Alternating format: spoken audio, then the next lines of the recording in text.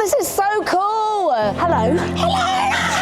God, your burst with energy. Can I just say, you driving to work, yeah, love it. And your journey, Yeah. like it's been mega. Yeah, it has been mega. And here, Okay. and here. So you can position wherever you want. You've got my good side. All of the sides are good sides, Tulisa. Like so mad, yeah. Like so mad. So, Tulisa, I like you because we can call you by one name.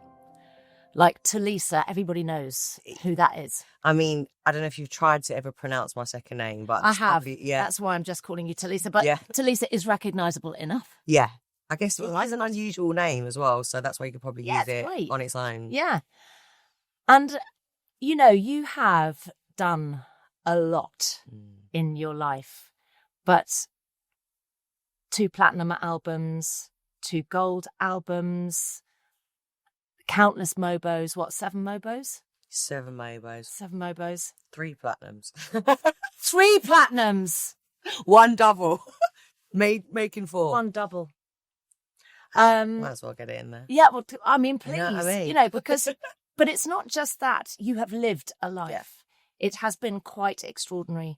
And it is a real pleasure. Thank you. To have you here. I've got like goosebumps. It's a pleasure meeting you. I've like grown up watching you, and I'm very much an energy person. And I've always, whenever I've seen you on TV, I've just been so drawn to your energy. You just literally feel like a ball of lights, a ball of love and light to me. So when they said I was going to be doing this, I was like, oh my God, was like, it was like icon, epic. Like, so yeah, I'm really, really happy to be here and grateful. Thank you.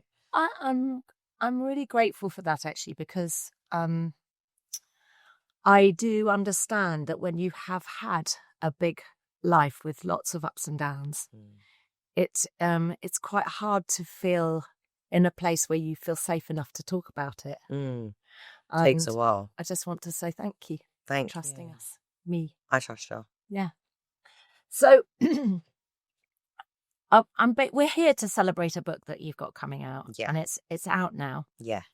And it's called Judgement. I'm going to just hold it up so people can see. Big reveal. Love, Trials and Tribulations. Yeah. And I love this picture on the back of you handcuffed. And I want to basically paint a picture of who you were before this happened to you. Yeah. And because basically you had an epic beginning to your career. If it's at all possible, if you can subscribe to anywhere where you're listening to the show from, like, I know it's quite easy for you guys to do, but it makes an enormous difference to us as a team. And by the way, unlike any other kind of subscribing to this podcast is completely free. So tell me a little bit about how old you were when you and Dappy started kind of coming up with music. And I mean, because he was your cousin, right? Yeah. He's actually more like my brother because I was an only child. And so like our 2 mums would always bring each other around each other's houses every day. So he was like my bro growing up. And then when we were 11 years old, we got in the studio together. 11. I love that. I need to show you a picture later because someone posted on Instagram a picture of us like at the age of 11 years old in the studio, and I was like, oh my God, 11 years old. And Fazer, he was his best mate from the age of 8 years old. Yeah. They met in karate lessons. I mean, I know. And it was just magic when the 3 of us, even like the first time we all did what we do individually, even like Fazer as a producer, I listen back now to the little beats that he was making as an 11-year-old, and I'm like fascinated. I'm like, the magic was always there. And we grafted and we perfected our craft. We would bunk off school to go and spend time and hours in the studio to practice writing music, to practice making music. And we were doing it all in-house with the guidance of my Uncle B, Daffy's dad, and my dad in the studio. Because they were both musicians in their own right? Yeah, and it was their studio. That's why we had access to a studio, thank God. But yeah, we spent a lot of time growing and also becoming individuals and finding our place in the group. But it didn't actually kick off until we were at the age of 17 years old. In a way, that's a blessing, right? Because when you look at other people who are child stars, it's, I mean, even though 17's not... Still young. It's not massively grown up, but 11 is so young. I wanted to ask you a bit about, I don't want to go into depth about your family, but your mum wasn't well. Yeah. And you ended up actually kind of being her carer. So you were doing that and doing music. Yeah. My mum has had schizoaffective disorder from the day I was born, from before her mental health started. But when she had me, it just kind of sent it into overload. Schizoaffective is a combination of like schizophrenia and bipolar. They had misdiagnosed her, funny enough, up until the age of till I was about 17. So they were always giving her the wrong medication, and they were only treating her for the bipolar. So she was constantly having episodes, like every year and a half. And then by the time the whole thing drags out, she gets hospitalized. She has to recover. It's like another year, like out of her life and, out of our life as mum and daughter. It was very intense childhood, but I've learned a lot from it, and it gave me a lot of life skills from a young age. What kind of life skills did you get from that? Gave me independence. It gave me the kick that nothing is handed to you. If you want something in this life, you must go out and get it. In a sad way, you can say it made me less reliable on people, but that is also a positive, because when you have that high level of independence, and you can go out there and get it, and you're used to doing things on your own, it's like, I don't need anything. I don't need a handout. I can do it. It gives you more drive, I suppose, and more of a kick to get to where you want to go. But there's obviously a bit of an emptiness to that as well. Do you know how I describe it? That feeling you're talking about is you were an island. An island? Do you know what? I've never heard it explained like that before, and it makes so much sense. On your own. Yeah, I get that. Surrounded by people. Yeah, but on your own. Sometimes not even knowing they're there. I get that.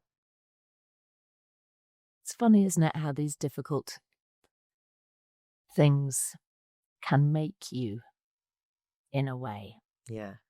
But there is no denying that it's breaks you on the way. Yeah. I mean, I think a mother in particular, I'm always fascinated. I don't know what you're like on Mother's Day. I always find Mother's Day fascinating because I didn't really have a relationship with my mother. Well, not the same kind of relationship as you would. Yeah. And me too. Yeah. So it kind of becomes just like a passing day to me. I feel like I had a weird relationship with both of my parents, in the sense of there was a love there because it's family, but it didn't feel conventional. Like when I looked at my friends and they'd be like, Mum and Dad, and you have a problem and they ring Mum and Dad, I didn't have that. I always kind of felt like my own entity, and then these are my parents, but like you said, like an island. You were Formentera and they were Ibiza. They were the big island over here, but you were just like the little one down here on your own. Literally. Did you kind of adopt anybody as parental figures? Was there anybody that had kind of a really positive influence over you in your childhood? My Uncle B did, Daffy's dad, but it was very, he was kind of more of a mate. It was an unusual relationship in the sense of he was very there for me. And when it comes to handouts, I feel like he's the only person that ever kind of really gave me that, where I'm like, oh crap. And with me, it always feels like, oh, I owe you something. Yeah. Because he put so much into N-Dubz and getting us to where we wanted to go. But and in a way, that was work, though, wasn't it? Yeah. Yeah. Agreed. But yeah, he was a friend, but very honest, very, very honest, very straight down the line. Like, he didn't mollycoddle me. He knew that I was in a crap situation in life, and he was almost a little bit tougher on me because of it, in a sense of he could see where things were going for me, and he was very much the type of pull it together. You need to be strong. Don't wallow. Like, this is my situation. I'm going to deal with it. Because if you get lost in the depression of it, you get lost in the nonsense and woe me, you're going to you're going to fall apart. Utilize this.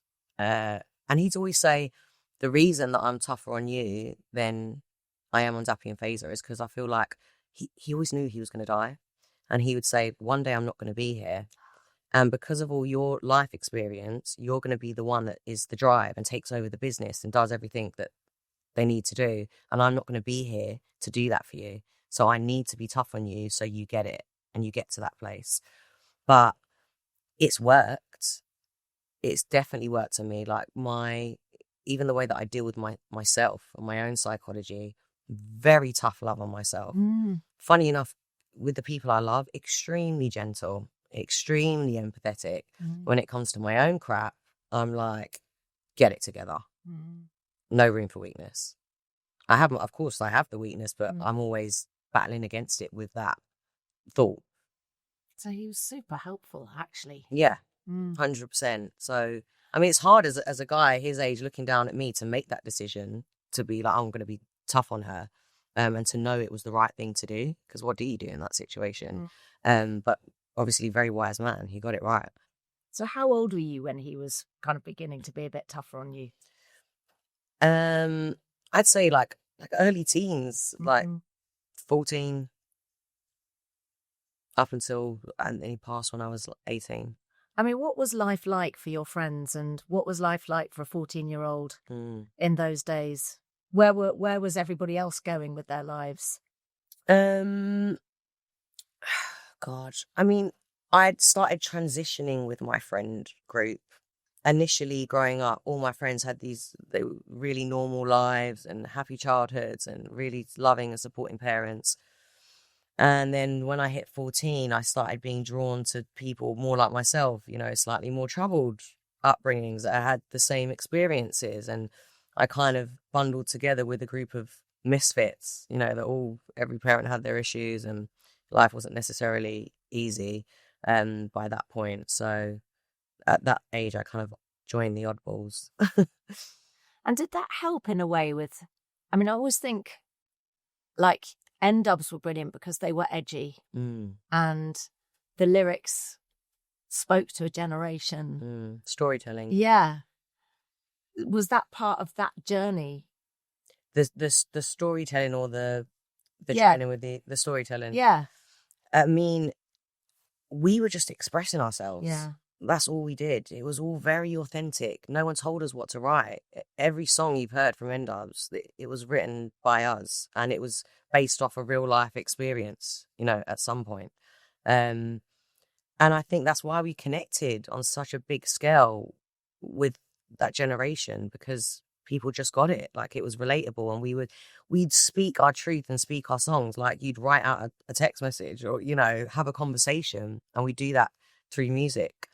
I mean, how big did it get? Like, what was it like going out on the town when you were 17, 18, 19? I mean, it did get really, really huge. I felt like there was a point where just every kid in the country, knew who he was, love us or hate us. We were kind of Marmite, maybe sometimes appealed to a certain class, but then even that changed. It went big. I can remember, wanting that success all of my life. And then our first, really successful performances, or our first arena tour, and like 20,000 kids screaming at us like, we were Justin Bieber. And I remember just being mind blown by it.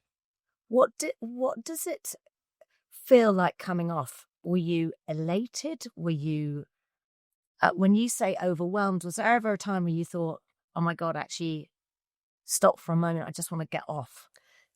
X Factor. That's the first time I experienced that feeling. So how old were you when that happened, and how did that happen? I was 22 years old when I started X Factor. I know, everyone forgets how old I was. Mental. So young. 22. I look at 22-year-olds now and I'm like, I was doing what then? I've got a daughter 21 and 23. I can't, when I think about someone their age. Yeah. Madness. Mental. And again, not as close, with my family. So it's just me, lone wolf. I'm out here doing it. And at first I was good. I was living the dream because this is what I wanted. I wanted to be the best of the best, and that for me was the best position in the UK. But how did Simon Cowell get in touch with you? Had you met him at a party? Like, No, how did it happen? The show got in touch with me. One of the producers had seen me on being N-Dubz and gone, oh, what a character. And I think they had a list of 100 people. They'd met all the 100 people and I was right at the bottom of the list. And they picked a judge, but they were not 100% happy. And that producer, Beth, her name was a female, she was like, will you just please, like she was the only one that was kind of into it, meet this girl, like just one meeting, what's the harm? And I went for this meeting. And while I was in the meeting, they were like, are you free to fly to LA tomorrow to meet Simon? And I was like, yeah. I always played it very nonchalant, you know, too cool for school, like, you need me. That was my energy. And I was like, yeah, I'm free, I'll make it work. And they jetted me off. And before I knew it, I was in Simon Cowell's house. Can I just ask you something? So while you're being nonchalant, 22-year-old, underneath, are you going, holy shit? Underneath, I'm going, this is the biggest opportunity of my life. But I was so delulu in my manifestations. I had manifested the job. I was like, I'm going to be an X Factor judge. I don't know how it's going to happen, but I'm going to get that job one day. And was that from watching the show and just going? I was like, I'm going to get it. And so when I went How many years after saying that in your head were you doing it? Not long. It was in the space of like 2 years that it happened. So when I was sat there like, yeah, this is all meant to be. I'm going to get this. I'm going to do it. I've got this. So you fly to Simon Cowell. Yeah. Okay. Spill the dirt. Spill the beans? Dish the dirt? No dirt other than we dish the dirt? Dish the dirt. Spill the beans. And spill the beans. No dirt other than we established we were both chain smokers at the time. Tulisa! I know. I went in there with a t-shirt that I made with his face on it. And I put the male boss on it. And I was like, here, Simon, I got your present. Wait, you had it made? Yeah. A one-off? Yeah. Well done. Have a business hat on. Because I knew you like ballsy women. Oh my God, and you are that. Yeah, so I was like, okay, I'm going to work on that. So yeah, gave him the t-shirt and he's, you know, smoking away. So I looked at him and went, oh, you smoking here? Don't mind, do you? Pulled out my own. And I basically said to him, Simon, I was like, now, you know, you and Cheryl have gone to America. You're going to need someone to be Mr. Nasty and say the truth. This is bad. This is rubbish. And you're also going to need someone that taps into their emotions like Cheryl does, you know, and cry when it's emotional. And you've not got that right now. You're going to need me. You need me for this job. I bet he loved that. I bet he absolutely loved it, right? If you don't hire me, you're making a very big mistake. Did you really? He shook my hand on the spot and said, right, I'll get the contracts over. So I've got literally goosebumps non-stop talking to you because, I want to say something to you. Go for it. Because if you were my kid, and I'm saying it because the reason why I'm crying is because I'm a bit sad that I don't think you got this from a parent. I'm so proud of you. Oh, thank you. That's like fucking... Give me a slug. It's someone's mega. Oh, bless you. Oh, honestly. Yeah, no, it is. Like, it's a mega moment. Like, mega. I know. What I would see when I walked out, I was like... I was like in my 30s when I met Simon Cowell and I was petrified. Like, yeah. He's such a power. Yeah. He's such a force. Yeah. And you at I know it's mad. I did that at 22. It's fantastic. It is. When you say it like that, I look back and I'm like, okay. So that changed your whole life. Like, you were not just a kind of niche, like cool young people's like music act, but then you were suddenly Saturday night, everybody sat on the sofa and everyone knows your name. Yeah. Wild transition. So were you in a good place then, making lots of money? Yeah. Were you a saver? Were you sensible? I was definitely a saver, yeah, compared to most of the people around me. But I liked a nice house and I like cars. But other than that, I wasn't a spender. Like, I wasn't out buying Louis Vuitton bags, no, designer clothes, wasn't interested in jewelry. But I always liked a nice sports car and a And nice can big I, house. just because I'm trying to set up the scene before, you know, your life implodes, that did you have a mortgage? Well, actually, before my life imploded, I was going for the dream house, thinking, I've got this, you know, I've got this job, I've got all these other massive brand deals. And I put down like £500,000 deposit on this house. But hadn't completed yet. So I was due to complete in the next couple of months. And because the sting hit the way the contract worked, I lost my £500,000 deposit and my house.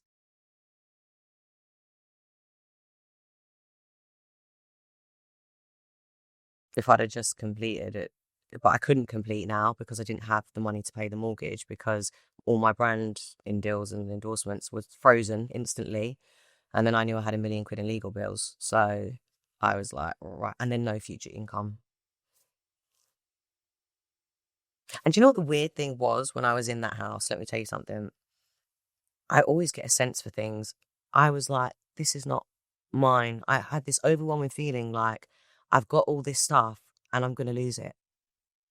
I'm going to lose it. This is not my home. All of this, it's like I knew, I had this weird sense that I was going to lose everything. Do you think that's sometimes, though, what we think, because I know, energy? Yeah. Energy. 100% in a lot of circumstances. But what happened with the child was something else. I feel like it was, there are some things that we can create and kind of lead on, and there are some things that are written on the wall. This episode is in partnership with Airbnb. Got any plans this weekend, Davina?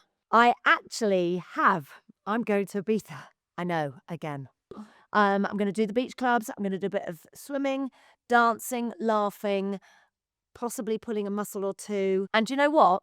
We're actually hosting our place on Airbnb while we're away, which also means our weekend getaway fund is completely sorted. Airbnb is so good like that because it is super flexible. It doesn't matter about my different jobs and my always forever changing schedule. It just works entirely around it. And now, whenever I'm away and my place is sitting empty, I can just make a bit of extra pocket money on the side hosting with Airbnb. Your home might be worth more than you think. Find out how much at airbnb.co.uk/host. So I'm gonna touch on something. I know I don't want to talk about it too much now. I know it's a subject that you don't really like going into great depth about, but because it happens so close to the sting, and because you were riding so high at this point, dream job, on X Factor, amazing career in music, selling out tens of thousands of arenas, like people in arenas, triple platinum albums. I mean, unbelievable. Yeah. And an ex-boyfriend of yours did the unthinkable thing, and he published a sex tape of you guys when you were together in love, and charged people money for it. Now, the reason why I feel so strongly about this now as being such an important thing, and I understand why you wouldn't, because it's horrible, it's dirty, and it's hard. But what I want to explain to people now is the way that people thought about those kind of things back in that day, because nowadays people would, you're the victim, you're the victim. But back then, it's my fault. Yes. I'm the whore. Yes. This is not, again, I'm so angry. I know. I can't even tap into it. I've had to let go of my anger of it because it's like too much. Did people think that you had purposefully released it to further your career? That is why I sued him, because he had said it's nothing to do with me. She's done it. She's released it on top of doing it. So I was like, I knew he didn't have any money. Well, actually, I found out later that he did, but he did it well off the back of the tape. Yeah, it was just... But you had to sue him to prove to Yeah. the nation that you hadn't released it to further your career. Yeah, exactly that. And when he got to the point where he was like, I'm, getting dragged through court proceedings and having to spend too much money, he then just eventually admitted it and said, okay, it was me, and put his hands up. And also, I just want to talk to you about the fact that in those days, because it was different to how it is now, in those days, even though you win a court case, because in my head... I didn't get anything out of it. I just got him admitting it.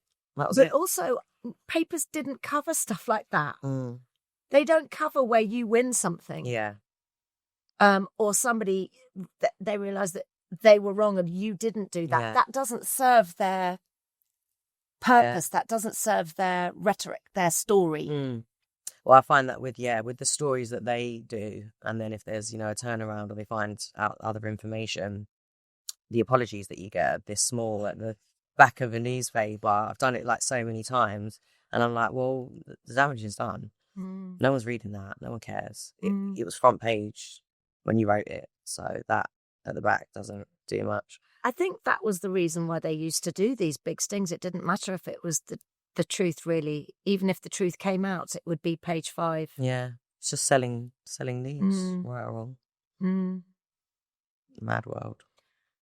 So that happened, and you were on the X Factor when that happened. Yeah, and in N-Dubz.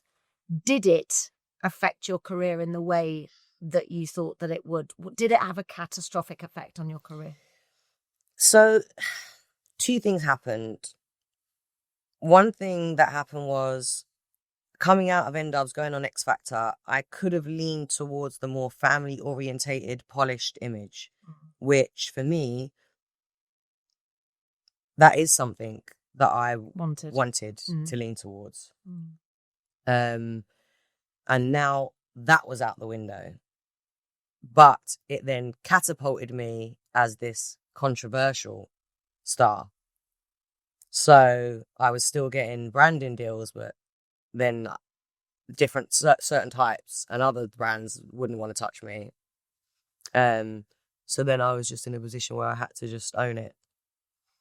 But that was the catalyst for my major depression.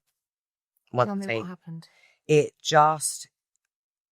I think I'd based my whole life on getting to that point that I was just before it happened. It was like the dream. And if I could do this, like my whole life would change and everything was going to be all right. And that thought got me through the depression as a kid and all the anxiety.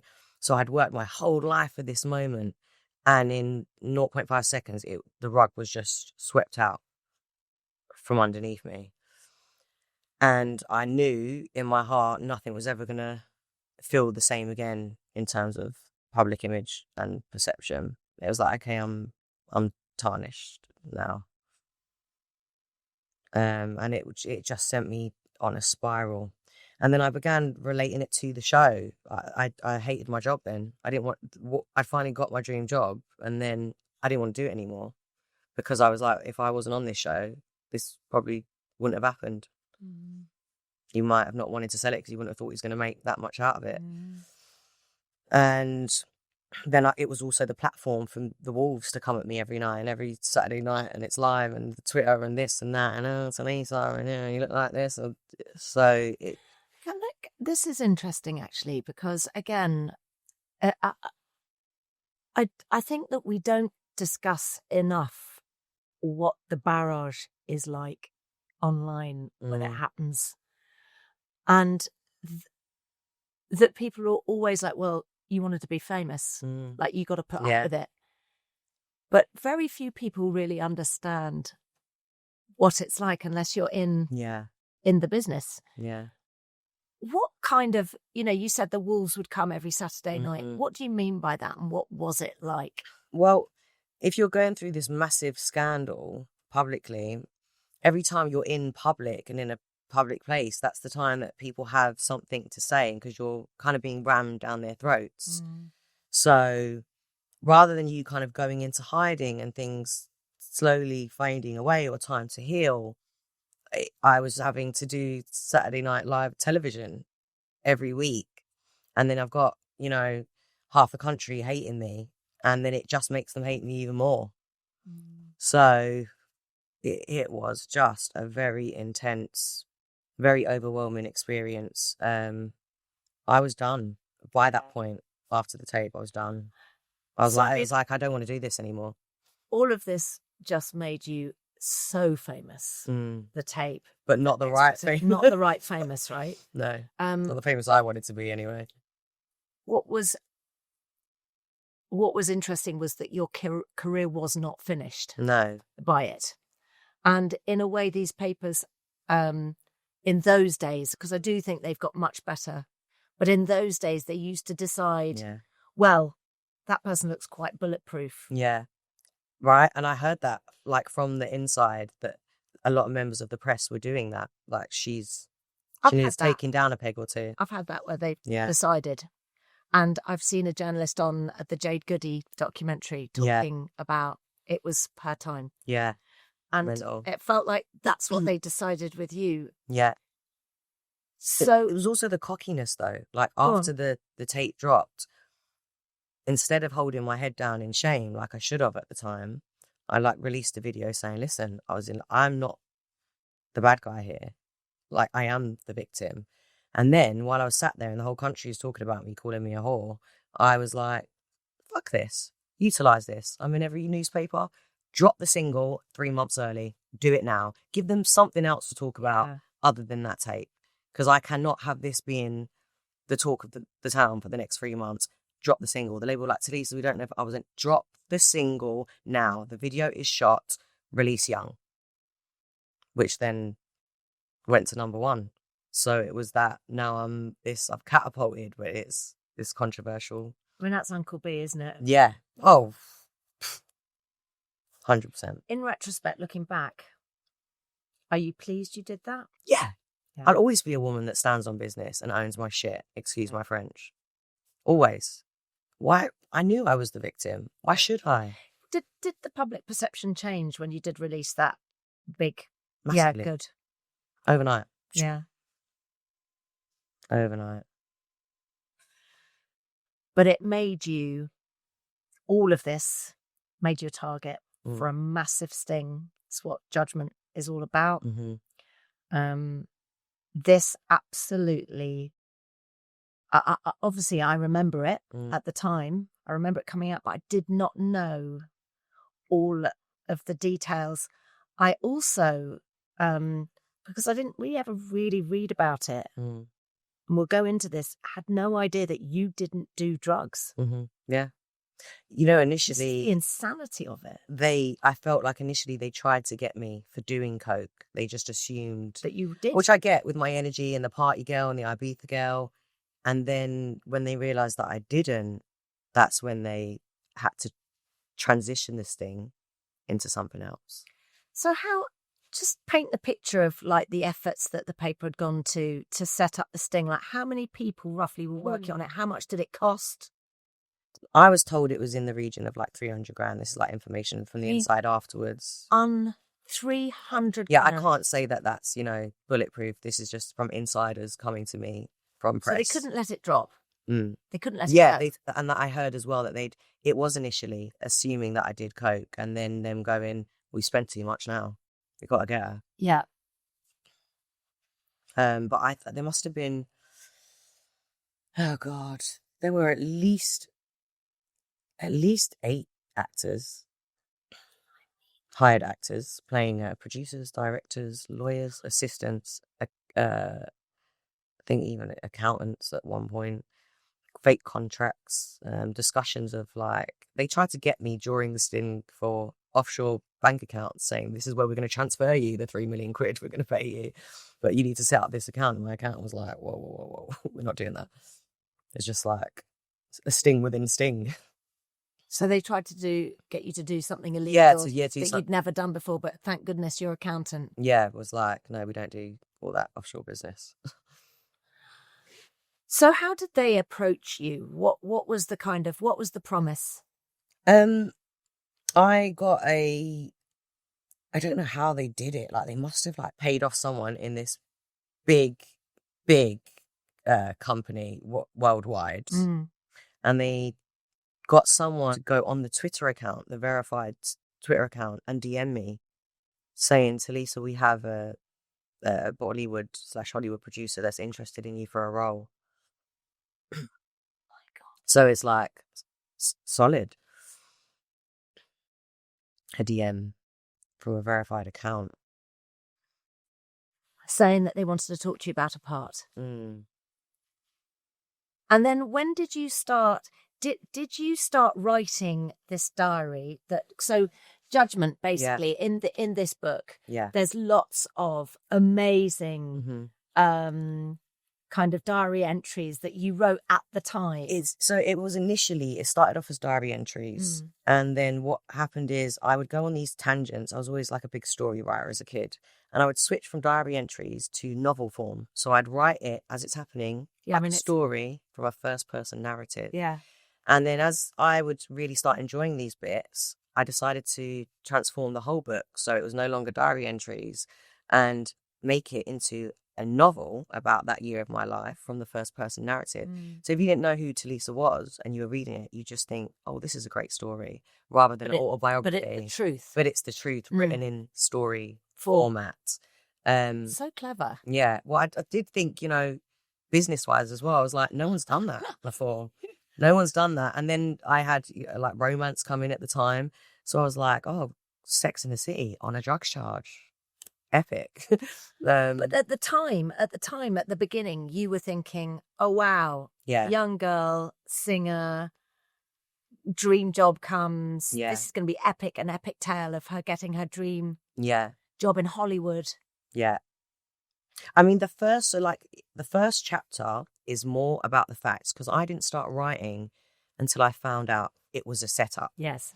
So if I'm doing it in story form, I have to write it moment to moment, and the sting had gone and passed. So I can't go down to precision in terms of being in the room and feeling it out.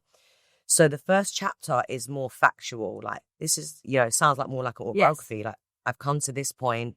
I think I'm getting this movie role. And it brings you up until the point where I find out it's a setup. Yes. And then the story format begins, and that's when it turns into a novel. So in your experience when you were in it, when did you start thinking, well, this is a bit odd? Because was it quite a way before the story came out, when they started sort of saying, do you think you could get us some coke? Look, this is Hollywood. Like, the drill. Like, a lot of Hollywood's on something, I know loads of people in the industry that do cocaine, even when I wasn't doing it. And it was even though people tried to, hide it from me, when they find out you don't do it, it's like, okay, like, do you want some? Oh, no, okay, like, I'll go and do it over there. But it was a thing. Like, I wasn't unaware of that. But yeah, it was everywhere, to be honest, at the time. So I wasn't shocked. Like, to me, that's just like, of course they do drugs. 90% of the industry is doing drugs. And you were like, well, I don't do that. Yeah. Do you know what? One of the opening lines that I said to him in one of the first meetings in Vegas, and this is where they were lining up the coke thing. I came into the hotel room and he was showing me his running machine, saying, oh, look, I was on this till, like, I got on at 5 a.m. and I was running like a madman, saying things that sounds like you're on drugs. And I instantly went, they're proper cokeheads, these. And so I sat down at the table, and I'm recorded. You can hear this publicly, this recording. And they said, something about to do with the girl in like the L'Oreal adverts. And I was like, yeah, I can be the girl in the L'Oreal adverts without the drugs. So I instantly tried to let them know, like, I don't do it. And that's recorded. It's also recorded of them pulling my friend aside and saying, oh, like, I want to get some gear, and, Tulisa, like, does she do it? And you hear my friend go, no, don't mention that around T. T don't do drugs. She don't do drugs. She's not like that. And him going, oh, really? Yeah, no, don't bring all that up around T. There's a recording of that was played in court. So they knew as well by this point from the comments that I've made, and then going to my mate, and then they were like, crap. You actually hear the assistant going to him going, she's not on all this. Like, she doesn't do that. Like, she's actually saying to Mahmood, like, you're pushing here for something that doesn't exist. That was played in court. And this is when they went, right, we've got to take it up a notch. If we can't get her doing it because she doesn't do it, then we're going to have to get her. Tulisa, I just... And the novelty to me was like, or the irony was, of all the frigging people in the whole industry, when 90% of the industry is doing it, you go for the girl that doesn't do drugs when it's so hard not to in the industry that I was in, and be able to stand on business and go, no, I don't want to do that. No, I don't want to try that. No, I don't want to be that person. And you go for the girl that doesn't do drugs because she's a Camden girl. And what, I deserve it anyway? Like, I mean, the interesting thing is you were the kind of face of N-Dubz, really, weren't you? You were more famous in all the magazines. Oh, and in a female perspective, so like commercial world, they always like the women and the girls that dress up in the dresses, but musically, no. No, but I mean, but as a commercial face, went for you, not the boys. Yeah. On a commercial level, I was the one doing the magazines.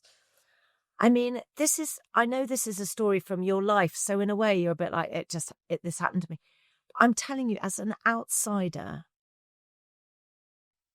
I am kind of amazed that you didn't like have some kind of breakdown or psychotic break, because, I want to talk to you about that, because they then change tack and they start going for something else, but they are so real at this point, these people, that you still don't feel anything weird. You're just trying to help them because... I felt something weird. Oh, go on, tell me. I didn't like him. I didn't like his energy. You're a slime ball, but you know what? This is an energy exchange. I need something from you. You want something. Yes. Okay. Not drugs. Yes. Fucking movie role. Sorry. Yeah. My friend. No, of course. So, but I felt it. I was like, ugh, don't like this human at all. But you got to deal with him because you really, really want this part. That's the industry. Yeah. Slime balls everywhere. So I sensed that much. So what was the next ask? They basically started asking me, did I know anyone that could get any gear? And at the time, I've got two things going on. One, I don't know anyone because I don't do drugs. But two, I've got this assistant pulling me aside, putting the recording devices away, saying to me, they're not going for it. You've got to up the ante. The only way you're going to get this role is if they believe you are the bad girl in the role, this hood girl from a council estate from London. So when you say assistant, she's not your assistant. She's his assistant. And she plays a role. And she does this off mic. Yeah, she would, well, they all have recording devices, but she would take her recording device off and say, I'll come to the toilet with you. And then go, come here. I really want you to get this role. I'm a mother. I've read your autobiography. My daughter loves you. What you went through with your mum is so horrific, with your mum's illness. And I know about your spiritualism. I know this is meant to be for you. You want this so bad.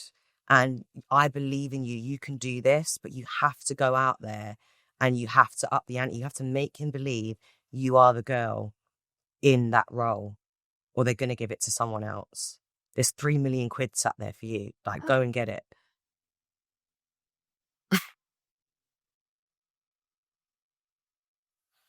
So I literally just go from saying, I used to smoke a bit of weed and I was in a bit of a rough group of girls and, I used to get into a few fights to, I know every gangster in London. They all carry guns and I know every drug dealer. I think I said I used to sell crack at one point. I just went with it. I don't owe the guy nothing. I thought he was a slime ball anyway, so I don't care if I'm telling him the truth or not. I want the 3 million quid. But can I just say something? Because this story that you're telling, I think everybody would do the same thing. Oh, what, you want me to lie about my childhood? Yeah. Will that get me the job? Yeah. Okay. You know you're lying. It's like, Yeah. it's not rocket science. It's not rocket science. No. I think everybody would do the same thing. This is what's so awful. This is why no one can judge. Yeah. No one. No, don't throw stones. Yeah. it beggars belief. Yeah. So you go and become the person they want for this part, which everybody would do. And even that night, when I've gone out and become the person and they're asking me for drugs, I still can't get them. You can't, because you don't know how, because you don't take drugs. Yeah. So I'm then making up excuses. I think there were 2 times where I've had to make up excuses, and it's gone on for months and months, this thing, before they finally eventually one day got a number of someone who wasn't a drug dealer, who was an aspiring movie producer that I thought I was helping by introducing. So explain that fully, what you did, because you thought you were helping this guy. Yeah. So just tell that story. I basically, there's some level of detail I don't want to go into No, for legal don't go reasons. into detail. Yeah, but what I would say is they're asking me constantly for coke. They end up getting a telephone number from me of someone who's an aspiring movie producer. He's not a drug dealer. And they end up... thought you were helping him. Yeah. And here's the mad thing as well, like the catch. Let's say even if I've given someone a telephone number, I don't do drugs. I don't know how much drugs cost. I don't know the level of like how illegal, drugs are. I don't know any details about cocaine. No, like the class of drugs. Yeah, I don't know anything. Yeah. And they order not a bag of coke, £800 worth of cocaine. That's a lot. 800. Yeah. And obviously now I know what £800 of cocaine is. Yeah. Because I used to. That's 4 years in obviously prison. I know, yeah. Yeah, it's like, that's 4 years in prison. Okay. Wow. I think it was up to 8 years, but being realistic. Yeah, well, I guess that would be like a dealer's amount. Yeah, it was concerning the selling of Class A drugs. Yeah, oh, right, yeah. Like, I am basically approving £800 worth. Even if they got a number from me, and I'm thinking, okay, I'm picturing a bag of coke and I'm picturing like a bag of weed, which I did smoke. Okay, they're going to order like a bag of cocaine, like a small bag. I'm not understanding that they're going to order like £800 worth, or what that means. It's just, yeah, I found out. And what happened then? They left it for a while. It wasn't instant. Were they still in contact with you in that time? Yeah. Were they still playing the game? They were still trying to gauge things from me, because what was happening was I would sit down with these producers, or they'd have phone calls with me, and they're these massive Hollywood producers, so I'm trusting them with private information. So they're then getting stories about my life, about my relationship at the time, about anything that was going on. And obviously the Sun are just ploughing these stories out, and I'm not knowing where they're coming from. So they're still gaining. Even once they know they've got that, they're going to go to the police, they're going to send me to prison. They're still banging out and getting as much news as they can by maintaining that relationship. So at that time, this was before the kind of phone hacking scandal broke in the UK. So they were basically just trying to milk you for any stories they could get. Yeah, I was phone hacked as well. Until the big sting came out. And it was at a time, just explain how little you trusted everyone else in your life, because those stories, you would have thought to yourself, well, those stories have got to be coming from somewhere. Who did you think was doing the dirty on you? I'd already had family members selling stories on me. I had like my ex-stepmom write a book. So I just expected anything from everyone. I trusted no one. Yeah. Everyone was a threat. I locked so many people out of my life because I was just like, it's a weird place to be in. Was it lonely? Yeah, very lonely. Very, very lonely. How hard was it for you to make friends, even? I mean, for example, my 2 best friends that I have now, I've known them both for like since the age of 17 years old. I'm 37. And it took me a minimum of 10 years to trust them both for them to actually become my best friends. Imagine they know me for 10 years and they'd be like, T, you know what the thing is with you? It's like, you kind of love, but from I feel like Can't you're get not close. really, like you're there, but you're not breaking through that barrier with you. It's like it's like you don't love anyone, because I didn't feel like anyone loved me. It's weird. It's weird, isn't it, to be universally loved by a nation for your music but no real meaningful deep connections. An island. Santorini. Santorini. That's a good one. Santorini. You know, what's really sad is that you didn't trust anybody, but you trusted these people because of the blue tick. Well, anyone that's selling stories on you, you look at things like, well, they need something. They need income. Money. They need money. Or there's something to gain. So these people dealing with Hollywood producers, they don't need crap from me. I need something from them, which is exactly how they wanted it. So by giving vulnerability and truth and opening up, that usually makes other people open up. So I'm giving it all. And then nonsense on top of truth because I need it. So I'm also making stuff up as well as giving them truth within that. So how long after, you'd given them that telephone number did the story actually break? I actually don't know, but I know there was a period because I was in one house when it started and then another house by the time it finished. So that's how I know there was like a gap. I don't know what it was, maybe like a couple of months. I don't know. But that's a lot of time to get a lot of information out of Yeah, exactly. And can you tell me, was it Sunday? Was it the News of the World? Was it the Sun on Sunday? Yeah, Sun on Sunday.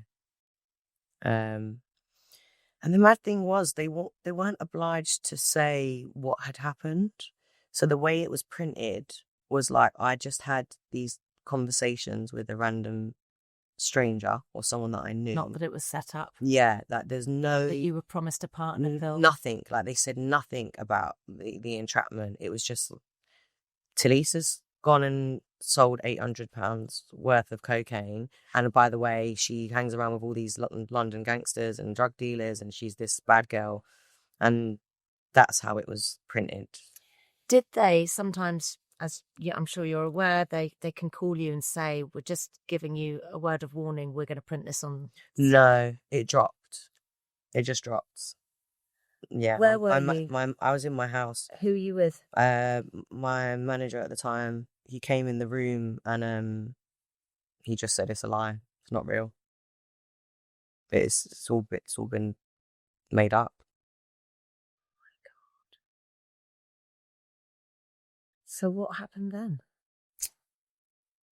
Well, I was just like, my whole world has just fallen apart. But fighter Tulisa.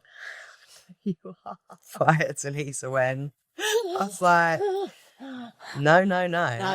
no, everyone's going to know what you did and how this happened. And I was crying hysterically. And I grabbed my laptop. I went upstairs and I pressed record and started telling the story of what happened. And within weeks of that, I was writing this book.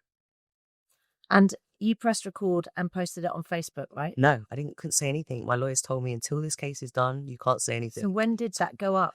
The day that the case dropped. And how long was that? I was 24 when it started. I was 26 when it finished. 2 years of your life and you couldn't tell anybody the truth? Only my friends. Not the public. The public just believed for that time that I was what they printed. I think I just keep thinking about the place that you were in before it happened. And imagine those 2 years of... Yeah. You'd had such a fall from grace, but it wasn't even a fall from grace. that's what happened to you in those 2 years, and how, because you keep talking about strong Tulisa and picking yourself up and being, but that would break anyone. Yeah. Did you break? Yeah, I did break. I could like tell you briefly here, but again, it's all in the book. My first initial moment where I was just like, I've had enough, like found pills in the bathroom, weren't sure exactly how many I needed to take or what they did. It was just a kind of, do you know what? If these finish me off, I don't even care. I had a whole litre bottle of vodka. My people in the house at the time, so my manager's obviously knowing something's going on. He's like banging on the door, and then he's put the key in the thing and opened it, and then said, "What, you all right? Seeing the pill packets, what you taking?" So ambulance was called. Wait, because you just went through that in a classic. Yeah, someone who's been through a lot in their life. yeah, that's a big, that's a big thing. yeah. But also, if it wasn't, there were other people in the house, but it was also a massive cry for help. Yeah. Did you get help? No, I didn't. I never went to counselling or anything like that. There just wasn't any time to process because I was still going through it. Like you said, from the age of 24 to 26, get help. Help for what? To face the fact that I might go to prison for 4 years? Go on, you show me a light at the end of the tunnel. My life's fallen apart. It's never going to be the same again, even if I don't go to jail. Like, there's nothing anyone can tell me that's going to make this better. I just have to ride through this. And I would have my good days and I would have my bad days. Luckily, I met, so his code name, not his real name, is Jacob, who I write about in the book. And I get into a relationship with someone and he really saved my ass. In what way? I mean, if you read the book, you understand it was a very toxic roller coaster whirlwind of a relationship, but it was a great distraction. It really took my mind off, a lot of the time, off what was happening. One day it's like I'm going to court and the next day I'm dealing with epic relationship drama. It was crazy and no one knew. It wasn't good or healthy, but it was just something else to think about. Don't get it twisted. Like, I have got the utmost love for Jacob and we both gave each other our fair share during that period. We both, were, slightly egotistical, toxic individuals at times. And it's all based on fear, isn't it? Fear of vulnerability. Both, played games with each other. But there were a lot of beautiful moments. He is ultimately a beautiful soul where he was so full of love and empathy and kindness to me. And you get that when you read the book. And that's why, reading it's not like, oh, there's just some toxic narcissist in my life. It's like, oh, from what I've heard so far, people are like, you just want it to work. So like, please, where's it going to go? Like, we hope it works out. Like, so he's very much, the good guy, but the diamond in the rough, the edgy guy with a lot of rough around the edges energy. So there was a lot of dark times with him, but there were some beautiful times that saved my life. I don't really know how I would have coped without that relationship as my distraction during that period. I don't. And he knew it. He was a very spiritual person also. And he had this sense, he'd always say it to me. And, he speaks it in the book. And he's like, I feel like I have been sent to you. Like, we've been sent to each other during this time. And like, I have to get you through this thing. You've always had that spirituality, haven't you? It's like, it's so interesting because I've really only kind of believed in people get sent to you, things happen for a reason. In later life, I just went through life ignoring signals. Yeah. Talk to me a bit about how that got you through, after you got acquitted. But like I said, it's no good being acquitted when your life's in tatters. In a way, Yeah. I mean, at least you didn't go to prison. Yeah. Oh, listen. Don't get me wrong. I was so grateful. Yeah, like, it is off the back of it. Good result. Yeah. But really, love and light, but I couldn't shake the depression. No, because your life had been changed immeasurably forever. Yeah. Talk to me about that time. It was a weird one. Like, at first I was like, wow, like, I've done it, I've made it, I've got through, a miracle. I knew this was going to happen because I always had that faith. And then I went through that period. And then I kind of had a little comeback. And then again, me always following the hope, everything's going to be fine, it's going to turn around. And then I start to realize, it's not turning around. This has changed. You need to accept life has changed. Everything's changed. It's not going to be the same as it was. And then the processing starts to kick in because I didn't have time. I kind of wasted the 2 years just trying to get through the 2 years. I didn't have time to heal because I was going through it. So then the processing only happened after. And remember, afterwards, he's now being charged for like perverting the court of justice, and I'm the key witness. And a lot of dodgy stuff went on there. I was still being followed, and attempted setups were still happening. So I'm in this state of hypervigilance and complete fear. Like literally at a point where my paranoia is like I'm fearing for my life now. And that continues for another year afterwards. So there's the whole 3 year... Not one, really. Yeah, journey. And then my life isn't the same. And the depression starts to kick in, the anxiety, the PTSD. And that's when I made the more definitive suicide attempts. When I was like, oh, wait, I know what I'm taking here. I've got 20 of these tablets. I've got 3 of these. This is definitely going to finish me off. Googled it. And really bizarrely, at the time, I was taking these sleeping tablets that can make certain people sleepwalk. There's like a lot of cases in the United States about it. And I had discovered I was a sleepwalker on these tablets. I had friends that had witnessed it. They had videos of me. I've still got it, of me walking around the house. Very bizarre behavior, but I'm upright, I'm chatty, I'm having a conversation. Then I drop back down again into a sleep state. Then I'm up, talking nonsense, not really make sense. I also would start cooking. I'd get hungry. So I'd eat. I'd wake up with like bowls of food next to me on these tablets.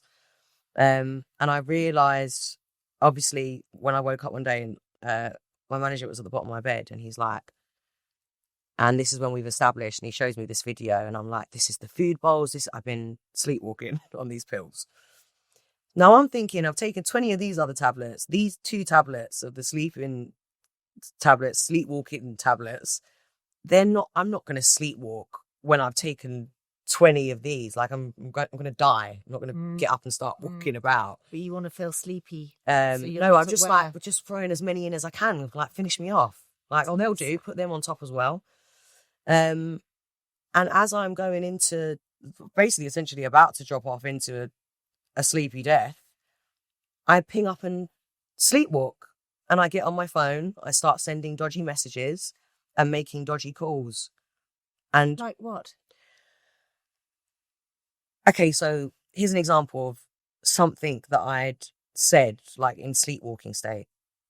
I was walking around, there's like a video I've got of myself, and I'm saying, one of my friends is called Percy, and I'm going, where's Percy and the boys? Where's Percy and the boys? And like my mate's going, what? And I'm like, where are they? Percy and the boys. I know they're here. And I start looking under sofas. I'm like opening cupboards. I'm like looking under things, doing weird stuff. Where are they? I know they're here. It doesn't make sense. Like nonsense. Like I just sound like a mad woman. And one of my friends obviously know, oh, something's not right here. And she comes round the house, thankfully, and she finds me, veins crawling up my head, blue in the face. She said she thought I was already dead. Called an ambulance. I think she said that they were trying to bring me back, or like, I can't remember if they resuscitated me in the ambulance. It's actually quite a blur. I don't remember any of it, obviously, because I'm out cold. But even when speaking to people afterwards, I kind of say this in the book, like I didn't even want the information. No. I found out years later. It's like the first conversation with that friend I had about it was years afterwards. I didn't even address it with her. What she'd found. Why not? I had this, I was pissed off when I woke up. I was like, why am I here?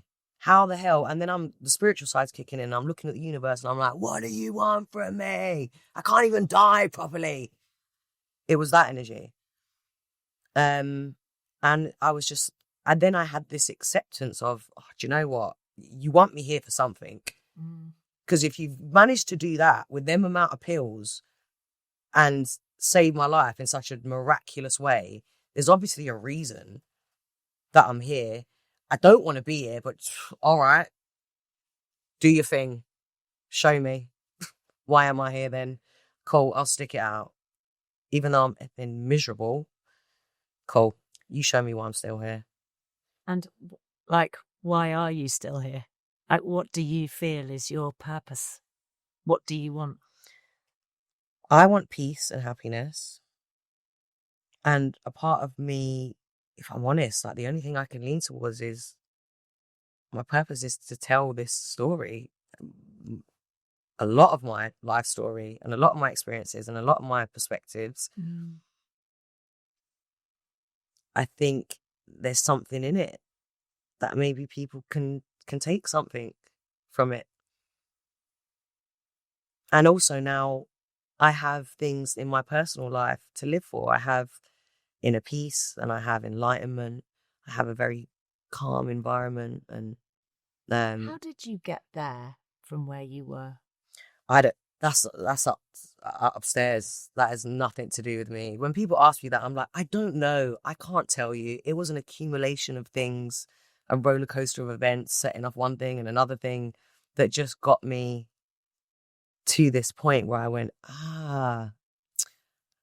this is what it's all about. Okay, I get it. Do you think it's getting older?